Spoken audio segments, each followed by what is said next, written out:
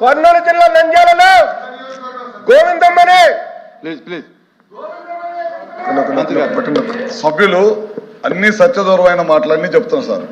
వ్యక్తిగత కారణాలతో ఇద్దరి మధ్య జరిగిన తగాదాలు అవి దారి తీసిన సంఘటనలో ఎవరు చనిపోతారా పరిగెత్తుకుంటా మీకేం పని లేదు, రెండో పని లేదు. మీకేం పని అంటే ఒకటే ఒక పని, బెంగళూరులో ఉంటాం, ఎవరన్నా చనిపోతే దానికి పార్టీ రంగు పోయటం, పరిగెత్తుకుంటా రావటం, వాళ్ళు మీ పార్టీ కార్యకర్తలకు వేయటం, ఎదురు వాళ్ళు మా పార్టీ కార్యకర్తలు అని చెప్పి రుద్ది మమ్మల్ని బస్టు పట్టించే కార్యక్రమాలు చేయడం తప్పక మీకు రెండో పని తప్పగా ఈ రాష్ట్రంలో రెండో పని లేదు. ఇప్పుడు సభ్యులు చెప్పిన సార్ నేను చెప్తున్నా సార్ ఒక్క మాట సార్ సార్ సార్ ఇప్పుడు సభ్యులు చెప్పిన ఇప్పుడు పల్నాడులో కానీ ఒక నిమిషం ఉండు కూర్చో ఏమండి ఇప్పుడు సభ్యుడు ఒక నిమిషం సార్ ఇప్పుడు సభ్యుడు చెప్పింది సార్ ఇప్పుడు సభ్యులు చెప్పింది పల్నాడులో కానీ అద్దంకిలో కానీ ఇట్లాంటి ఎప్పుడు ఎక్కడ కూడా మా పార్టీ సిద్ధాంతం కాదు, మీ పార్టీ సిద్ధాంతం. కత్తులు రోడ్ల మీద పట్టుకొని రపరప అనుకుంటా ప్రజల్ని రెచ్చగొట్టి సిద్ధాంతం అనేది మీ పార్టీ సిద్ధాంతం, మా పార్టీ సిద్ధాంతం కాదు.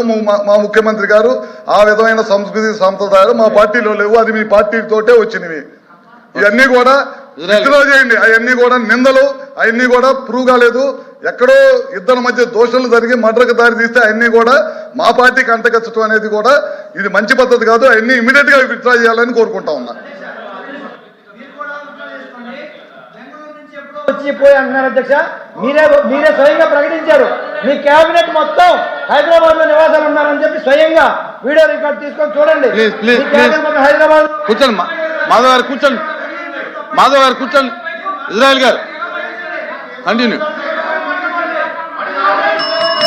మాధవ్ గారు కూర్చోండి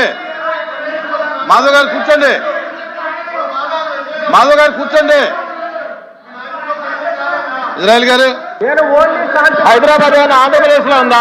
ఇజ్రాయెల్ గారు ఏదో ఒకటి రెండు ఉదాహరణ చెప్పారు, మీరు గవర్నర్ ప్రసంగానికి వెళ్ళండి. అదే వస్తున్నారు అధ్యక్ష, శాంతి భద్రతల గురించి వస్తున్నారు అధ్యక్ష. దయచేసి శాంతి భద్రతలు అప్పుడు విఘాతం కలిగిన ఇప్పుడు పోగొన్నాయని చెప్తున్నారు కాబట్టి ఈ విషయాలు చెప్తున్నాను అధ్యక్ష.